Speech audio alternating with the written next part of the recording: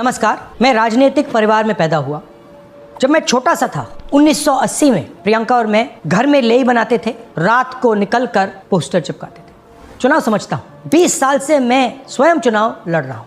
Polling कैसे होती है, पोलिंग बूथ कैसे मैनेज किया जाता है, वोटर लिस्ट, फॉर्म 17, ये सब मैं गहराई से समझता हूँ। कुछ समय पहले हमें दाल में काला लगा। चुनाव के नतीजे आते थे, मूड एक तरीके का होता था, रिजल्ट दूसरे तरीके का। मुझे याद है उत्तराखंड में हम चुनाव हारे।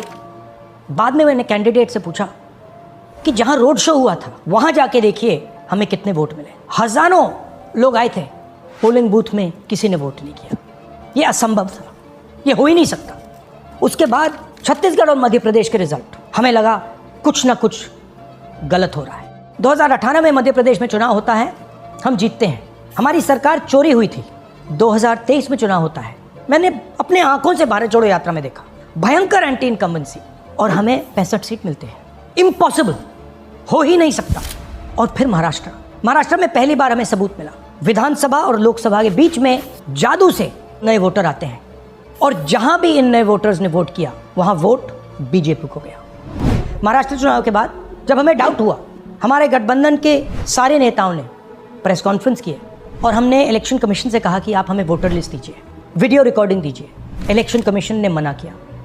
ना उन्होंने हमें वोटर लिस्ट दी और ना उन्होंने वीडियो रिकॉर्डिंग दी। डाउट हुआ, क्यों नहीं दे रहे, क्या कारण है?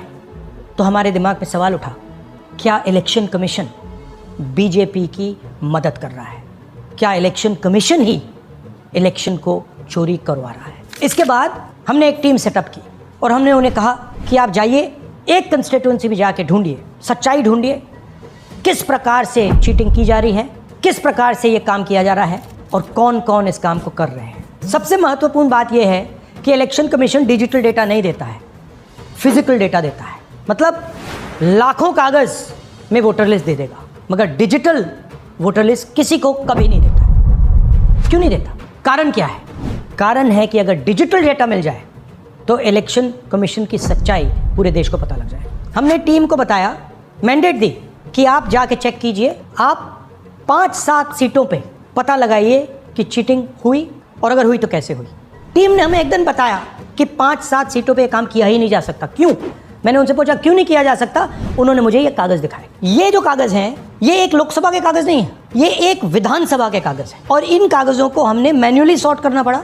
और पूरा का पूरा काम जो हुआ है, इसमें 6 महीने लगे हैं, और एक असेंबली सीट में हम ये काम कर पाए हैं। क्यों? क्योंकि डिजिटल डेटा नहीं दिया जाता। अगर इलेक्शन कमीशन ने हमें डिजिटल डेटा दिया होता तो हम ये कार्रवाई पूरे देश में, हर लोकसभा में, हर विधानसभा में 15 मिनट में करके दिखा देते। हमारे पास अनलिमिटेड रिसोर्सेज नहीं है, इसलिए हमने ये रिसर्च सिर्फ एक लोकसभा में, एक विधानसभा सीट में की। मगर मुझ में अब पूरा भरोसा है कि ऐसी 100 से ज़्यादा सीटें हैं हिंदुस्तान में। जो यहाँ हुआ है उन सीटों में भी हुआ है। और याद रखिए, अगर बीजेपी को 10-15 सीटें कम आती तो आज नरेंद्र मोदी प्रधानमंत्री नहीं होते, इंडिया गठबंधन की सरकार होती।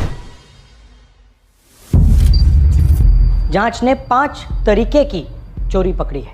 डुप्लीकेट वोटर, जिसका मतलब एक वोटर के नाम वोटर लिस्ट में अनेक जगह आ रहे हैं। फेक एड्रेस, मतलब एड्रेस है ही नहीं, या फिर house number 0।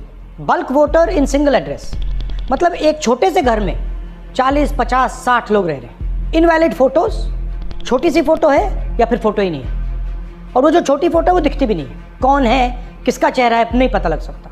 Misuse of form 6। Form 6 first time voters के लिए होती है, मतलब जिनकी एज 18-20 साल की हो, मगर वोटर लिस्ट में 90 साल के लोग फॉर्म 6 का प्रयोग कर रहे हैं। चुनाव में 6,50,000 वोटर थे, उसमें से 1 लाख चोरी के थे। अब मैं आपको 5 उदाहरण देता हूं। ये देखिए, गुरकीरत सिंह डांग, इसका नाम 4 अलग अलग बूथों पे आता है।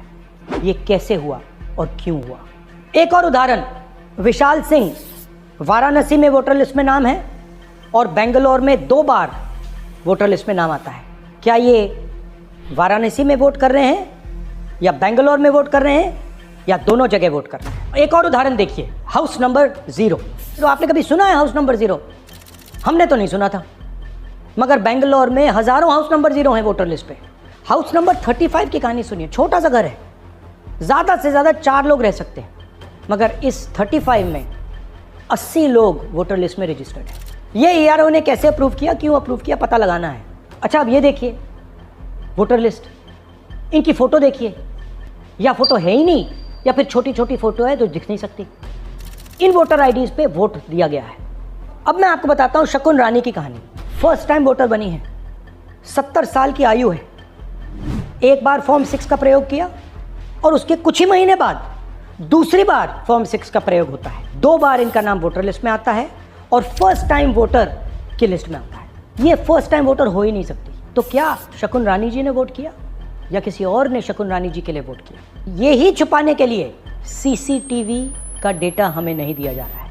और ये शकुन रानी जी अकेली नहीं है, ऐसे हजारों लोग हैं जिन्होंने फॉर्म 6 का प्रयोग करके 2-3 बार वोटर लिस्ट में नाम डाला है। हमने पहले इलेक्शन कमीशन से इलेक्ट्रॉनिक वोटर लिस्ट मांगी थी, सीसीटीवी फुटेज मांगी थी, उन्होंने अपना काम नहीं किया, हमें नहीं दिया। फिर हमने अपना इन्वेस्टिगेशन कराया, आरटीआई भरे और हमारे पास डेटा आया। भाई और बहनों, सच्चाई ये है कि हिंदुस्तान में इलेक्शन कमीशन और बीजेपी मिलकर इलेक्शन चोरी कर रहे हैं। ये पूरा का पूरा सबूत ब्लैक एंड वाइट में आज हमने आपको दिया है। इलेक्शन कमीशन जानता है कि हमने उनकी चोरी पकड़ ली है, इसीलिए एसआईआर आया है। ये एसआईआर जो है इंस्टीट्यूशनलाइज चोरी है। इलेक्शन कमीशन खुलकर बिना डरे बीजेपी के साथ मिलकर चोरी कर रहा है। और ये जो एसआईआर है, इसका लक्ष्य गरीबों का जो हक है, उनका वोट जो है, उनसे चोरी करने का है। मैं आपको एक और बात बताना चाहता हूँ। इस पूरी इन्वेस्टिगेशन में हमने वोटर एडिशन को देखा है, मगर जितना एडिशन होता है शायद उससे ज़्यादा डिलीशन होता है, सब्ट्रैक्शन होता है। तो ये सिर्फ एक मेन तरीका हमने पकड़ा है, दूसरे तरीके पे हमने इन्वेस्टिगेशन की ही नहीं है अभी। मैं इलेक्शन कमीशन और इलेक्शन के ऑफिसर्स को साफ कह रहा हूँ, आप जो कर रहे हो गलत कर रहे हो, ये ट्रीजन है, देश के खिलाफ है। ये मत भूलिए, टाइम आएगा हम आपको पकड़ेंगे, बचने वाले नहीं हो। It is critical that we expose voter चोरी।